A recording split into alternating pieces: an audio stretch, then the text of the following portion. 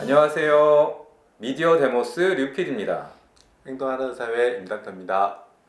행동하는 의사회와 미디어 데모스가 함께하는 보건의료, 무엇이든 물어보세요 시간입니다. 이번 시간에는 책과 관련된 질문이 들어왔습니다. 이 책 제목이 바로 단식 존엄사거든요. 저희가 이런 경우는 처음이지만 또 한번 색다르게 시작해 보겠습니다. 먼저 질문부터 읽어드릴게요. 네. 최근에 단식 존엄사라는 책을 읽었습니다. 대만에서 희귀병을 진단받은 어머니가 단식 존엄사를 결단하자 의사인 딸이 어머니가 임종할 때까지 옆에서 함께하며 그 과정을 기록한 책인데요. 무의미한 연명 치료를 하지 않고 존엄하게 죽음에 이르는 방법이라서 관심이 갔습니다. 환자가 투병 중 음식과 물을 끊어 스스로 생을 마감하는 단식 존엄사가 우리나라에서도 현실적으로 가능할까요? 법적인 문제나 의료적인 문제로는 어떤 것이 있을지 궁금합니다. 저는 사실 이 질문을 접하고서 이 단식 존엄사 이런 게 있구나. 이걸 처음 알게 됐어요. 사실 뭐 성직자나 이제 고승 이런 분들이 돌아가시기 전에 뭐 곡기를 끊고 뭐 돌아가신다 이런 얘기는 들어봤지만 일반인이 이런 걸 한단 말이야. 이거는 사실 몰랐었는데 좀 간단하게나마 책 소개를 해드리겠습니다. 이 책의 저자는 비류잉이라는 대만의 재활학과 의사분이시래요. 어머니가 손의 실조증이라는 유전병에 걸리셔서 이제 64세에 이 병을 확진받으셨는데 이게 유전병이라서 이 가족들 중에 먼저 걸려서 고생하시다가 이 돌아가신 분들이 몇 분 있으셨대요. 그래서 손의 실조증이라고 지금 여기 나오는데 실조가 운동 이상이거든요. 손의 주된 기능이 일종의 규정을 담당을 해요. 손의 기능 이상이 있으면 그러니까 평형 기능이 문제가 되니까 잘 못 걷고 그렇죠. 똑바로 걸을 수가 없고 자꾸 한쪽으로 쏠려서 쓰러지려고 하죠. 그게 점점 심해지는 거고 여기서 이 책의 그 경우에는 희귀병, 유전병 이런 얘기를 한 거 봤을 때 손에 일으키는 병 중에서 DNA 유전자랑 관련이 있는 손의 기능을 약화시키는 어떤 특정 병에 지금 걸리신 그런 경우신 것 같습니다. 저는 이제 책을 읽어봤는데 그래서 부모 중에 이제 이 병에 걸리신 분이 있으면 자녀 중에 이 병에 걸릴 확률이 2분의 1이다. 뭐 이런 얘기가 나오고 그래서 이분의 뭐 삼촌, 사촌 형제 중에 이런 병에 걸리셔서 결국은 이제 앓다가 스스로 목숨을 끊는 경우까지 있었다. 그래서 막연하게나마 본인이 이 병이 올 수 있다 이런 생각을 가지셔서 뭐 젊어서부터 요가도 열심히 하시고 몸 관리를 굉장히 열심히 하셨대요. 그 병 확진된 이후에도 비교적 굉장히 건강하게 사셔서 이 중풍에 걸린 남편 병 간호도 하고 살림도 하시고 가족들하고 같이 해외여행도 가고 병의 이 진전이 좀 느렸던 것 같아요. 그러시다가 뭐 좀 이제 안 좋아지니까 간병인도 쓰고 이랬는데 83세에 결정적으로 이제 증상이 확 악화되면서 단식 존엄사를 결심을 하셨대요. 그래서 이 가족들의 도움을 얻어서 3주에 걸쳐서 이 죽음에 이르는 과정을 이 따님이 기록한 책이더라고요. 그래서 이제 질문은 이제 아마 이 책을 읽으신 분이 질문하신 건데 일단은 이제 첫 번째 질문이죠. 환자가 투병 중 음식과 물을 끊고 스스로 생을 마감하는 단식 존엄사가 우리나라에서 가능하냐? 법적이나 의료적 문제 어떤 것이 있느냐? 일단 이 질문에 대해서 먼저 답을 질문에 대한 답부터 하는 게 좋을 것 같은데요. 일단은 우리나라에서는 불가능하다. 법적으로는. 아주 단순하게 표현할 수 있는데요. 사실은 이 그 존엄사 또는 연명 의료 요에 관련된 우리나라의 유일한 법률은 연명 의료에 관한 법률이 있어요. 이 법률에 제가 조항을 읽어드리겠습니다. 거의 19조에 연명으로 중단 등 결정이 이행이라는 조항이 있어요. 이 조항의 두 번째 항목에 어떤 표현이 있냐면 연명으로 중단 등 결정 이행 시 통증 완화를 위한 의료 행위, 영양분 공급, 물 공급, 산소 이 단순 공급은 시행하지 아니하거나 중단되어서는 아니 된다. 이렇게 법조항이 있어요. 영양분 공급, 그다음 수액 공급, 산소의 단순 공급, 요거 그다음 통증이 있을 때 통증을 완화시키는 약, 요거는 계속 연명 의료 대상이 아니다. 그러니까 계속 투여해야 된다는 그렇죠. 거죠. 네네.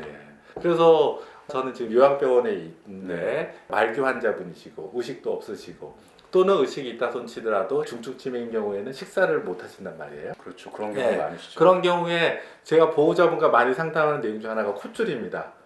콧줄을 껴야 되냐 말아야 되냐. 그래서 어떤 보호자분들은 그 콧줄로 통해서 영양 공급을 하는 것을 그러니까 단순한 수명의 연장이라고 보고 하지 말아달라는 보호자분도 꽤 계세요. 그럼 제가 어떻게 말씀드리냐면 바로 아까 말씀드렸던 법률 조항을 말씀드립니다. 법률에 이거는 법률에 연명치료 대상이 아니라고 되어 있습니다. 네. 그래서 이거를 안 하면 제가 처벌받습니다. 근데 이제 이렇게 좀 말씀드리는 거고 우리나라에는 의료법이 기본적인 의료법이 있잖아요. 거기에는 진료 거부 금지 조항이 있죠. 정당한 사유가 아닌 한 진료가 필요하다는 환자에 대해서 거부할 수 없게 되어 있고 네. 그 다음에 응급의료에 대한 관한 법률에도 응급하게 진료가 필요한 경우에 정당한 사유가 없는 한에서 거부할 수 없게 되어 있어요. 네. 그러면 이런 조항을 다 포함하게 되면 제 앞에 환자분이 왔는데 식사를 못한다. 그럼 어떻게 되냐? 그러면 콧줄을 영양을 공급을 어쨌든 해야 된다? 공급을 해야 되는 게 법률적 현재의 룰이죠. 그래서 일단은 그러니까 그 질문하신 분이 궁금한 건 우리나라에서도 그럼 가능하냐 그렇죠. 이런 부분 때문에. 우리나라에서 가능한 예, 그렇기 때문에 이런 문제이기 때문에 법적인 현재 상황과 의료적인 문제 상황에서는 일단 저는 불가능하다. 그러니까 다시 말해서 도움받을 수 있는 기관은 없다예요. 네. 아니야. 그래서 이 분이 질문하신 분이 그러면 당신은 또는 당신의 가족은서 한다고 했을 때 참 약간 곤란하게 되는 거죠. 어쨌든 도움받을 수 있는 기관은 없다. 이렇게 좀 먼저 일단은 말씀을 드려야 될 것 같아요. 네. 근데 이제 여기서는 명칭은 사실 단식 존엄사라고 했지만 이 크게 보면은 이게 스스로 자신의 생을 끊겠다고 결정한 것에 있어서는 동일한 결정이잖아요. 본인 스스로 그걸 결정한 것을 거부할 권한은 없는 것 같아요.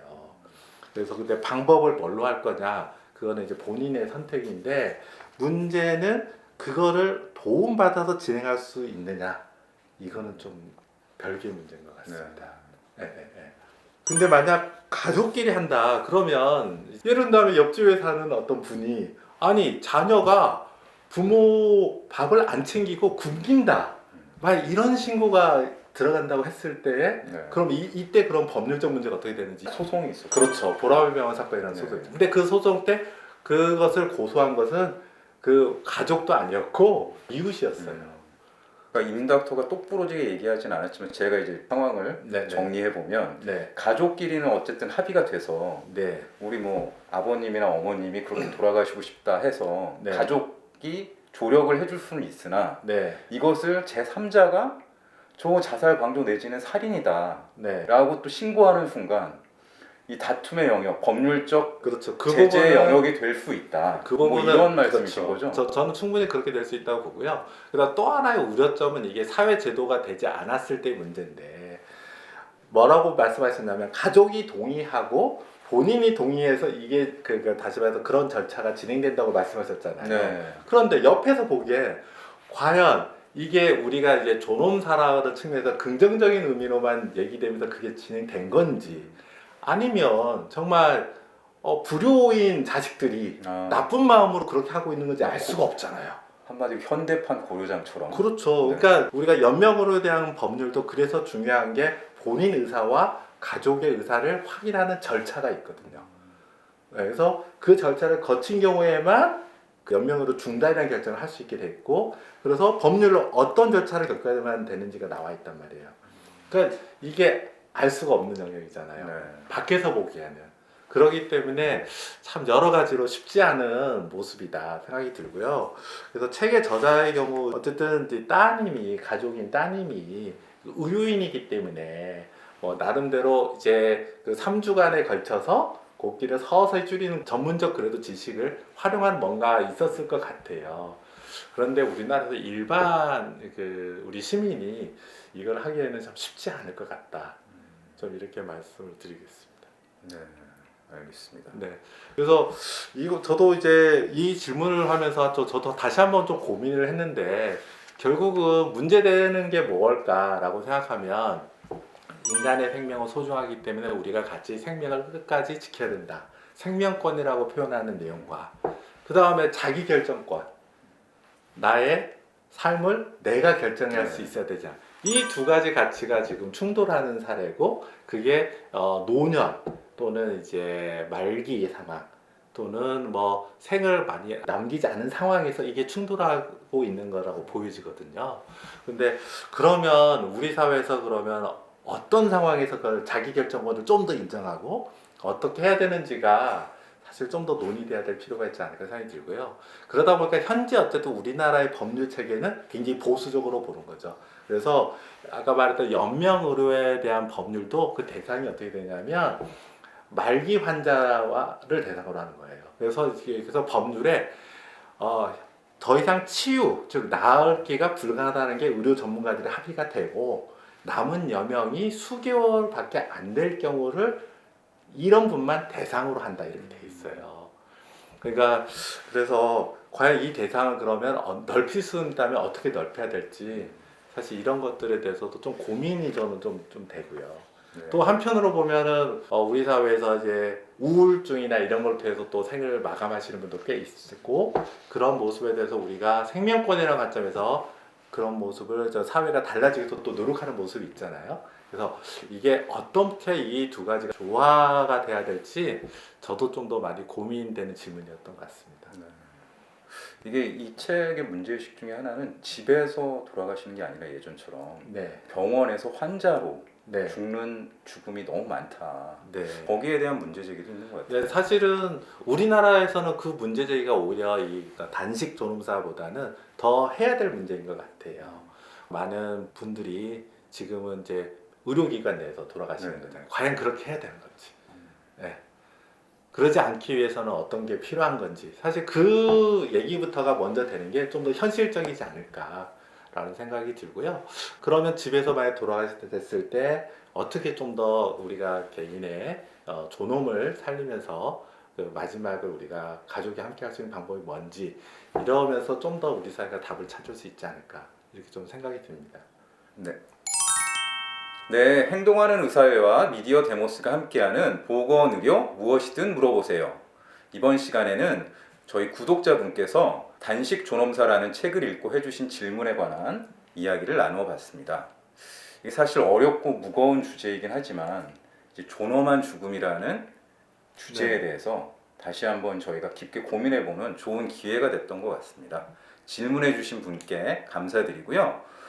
이번 질문처럼 여러분들께서 뭐 책을 보거나 뭐 영화, 뭐 아니면 여러 가지 미디어를 통해서 알게 된 그 보건의료와 관련된 사항들에서 궁금증이 생겼다 이러시면 질문을 해주시면 제가 열심히 저희가 또 열심히 찾아서 답변을 해드리겠습니다. 네. 네, 오늘 시간이 도움이 되셨다면 구독, 좋아요, 알림 설정 부탁드리고요. 긴 시간 시청해 주셔서 감사합니다. 감사합니다.